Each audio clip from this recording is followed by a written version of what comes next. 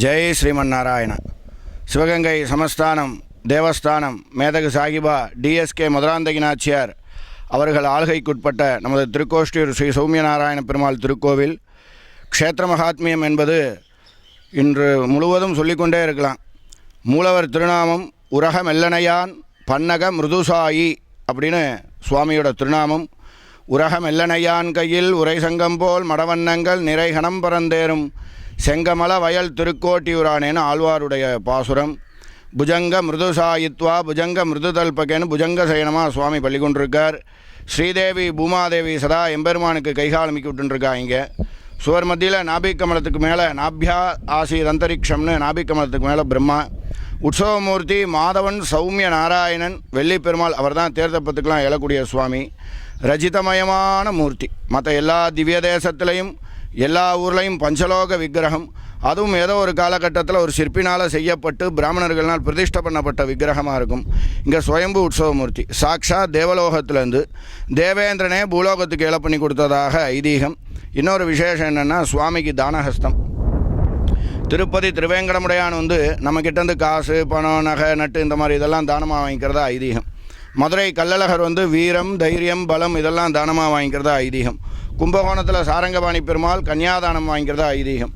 திருக்கோஷ்டியூரில் சௌமியநாராயண பெருமாள் பக்தர்களுக்கு ஒரு துன்பத்தையும் அவர்கள் செய்த பாவத்தையும் தானமாக வாங்கிக்கிறதாக ஆழ்வாருடைய பாசுரம்.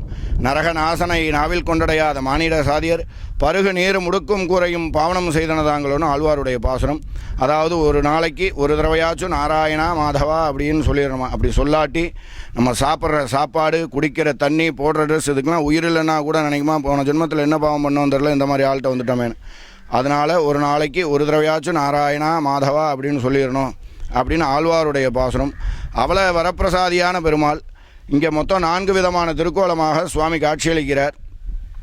ஆண்டாள் கேட்குறா, இந்த மாதிரி நான் துவாரகாவுக்கு போகணும், கிருஷ்ணரை பார்க்கணும் அப்படின்னு அடம்பிடிக்கிறப்ப பெரியாழ்வார் நேராக இங்கே தான் கூட்டிகிட்டு இதுதான் துவாரகா, இவர் தான் கிருஷ்ணர், வண்ணமாடங்கள் சூழ் திருக்கோஷ்டியூர் கண்ணன் கேசவன் நம்பி பிறந்ததினில் என்னை சுண்ணம் எதிரெதிர் தூவிட கண்ணன் முற்றம் கடந்தலாயிற்றேன்னு இங்கே பாசுரம் பண்ணுறார் பெரியாழ்வார். இங்கே கூத்தாடியும் கிடந்தும் நின்றும் அமர்ந்தும் 4 விதமான திருக்கோலமாக சுவாமி காட்சியளிக்கிறார். பரத்வம் விபவம் வியூகம் அந்தர்யாமி அச்சாவதாரம் அப்படின்னு சாஸ்திரத்தில் சொல்லப்பட்டிருக்கபடி கீழே பூலோகத்தில் நர்தன கிருஷ்ணனாகவும் தேவலோகத்தில் சயன திருக்கோலமாகவும் அதற்கு மேலே இந்திரலோகத்தில் உபேந்திர நாராயணனாக நின்ற திருக்கோலமாகவும் அதற்கு மேலே வைகுண்டத்தில் பரமபதநாதனாக அமர்ந்த திருக்கோலமாகவும் சுவாமி காட்சியளிக்கிறார். பரமபத விபூதிம் பாப்பயந்தீக கோஷ்டி புரியும் அப்படின்னு பராசுரப்பட்ட சொல்லப்படுறார்.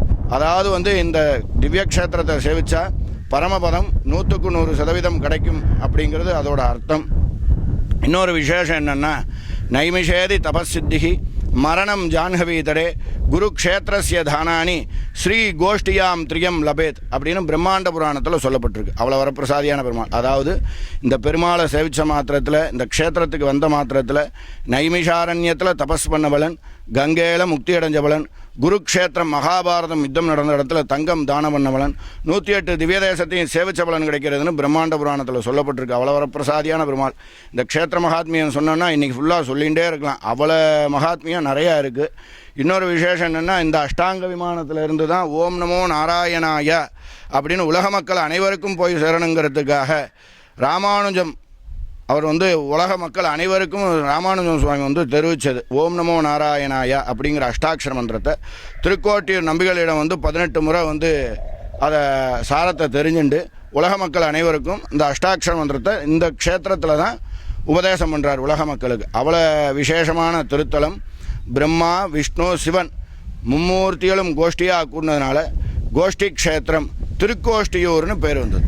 ஜெய் ஸ்ரீமன்னாராயண்.